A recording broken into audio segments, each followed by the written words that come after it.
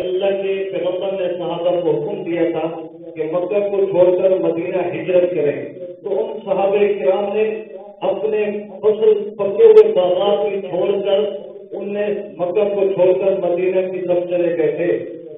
یہ بڑی قربانی جو ان صحابہ کی، انہوں نے یہ نہیں کہا ہم نہیں چاہتے ہمارے پیچھے فصلیں پکی ہوئے ہیں، بلکہ ان نے لبیک کہتے ہوئے فوراً مکہ کو چھوڑ کر مدینہ چل پڑے۔ یہ ہو گئی قربانی، یہ ہو گئی اللہ کے پیغمبر کے فرمان کی اتباع۔ ہم کہتے ہیں یہ جو جانا 3 دن کے لیے ساتھی چلتے ہیں سروزوں کے لیے مشکل نہیں آسان ہے۔ بھائی بات یہ ہے کہ جب نکلتے ہیں نا، جب اللہ کے راہ پہ بڑا مشکل ہوتا ہے۔ اب میں 3 دن سے تیاری کر رہا ہوں، تقاضے والے یہ کام ہے، فلاں کام ہے، نہیں جا سکتا، مجبوری ہے، فلاں کام ہے، تو دین کے لیے جب نکلو گے تقاضے آ جائیں گے، مشکلات سامنے آئیں گی، بڑی قربانی دینی پڑتی ہے۔ جب نکل جاؤ گے پھر دیکھنا اللہ کے راہ میں کتنا سکون آتا ہے۔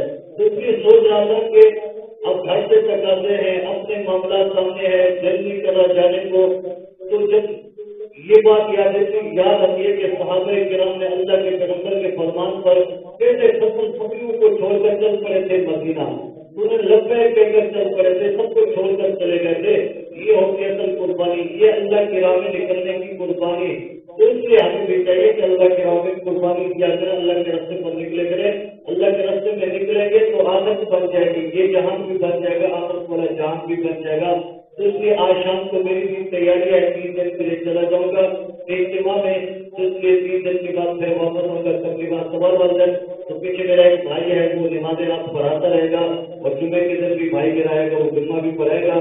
انشاءاللہ زندگی رہی تو پھر اس کے بعد کے والدین واپس آئیں گے۔ اللہ رب العزت کی بات میں دعا ہے کہ رب العالمین جو کچھ ہم نے سنا اللہ ہمیں اس پر عمل کرنے کی توفیق عطا فرمائے، اور جتنے ساتھی احباب جہاں سے بھی سفر کر کے رحمت آ رہے ہیں اللہ اس کے سفر کو آسان فرمائے، اور جو اجتماع ہو رہا ہے اللہ اس کو کامیابی عطا فرمائے۔ تمام شریروں کے شر سے حادثوں کے حادث سے اس اجتماع کو اللہ محفوظ رکھے۔ بسم اللہ الرحمن الرحیم۔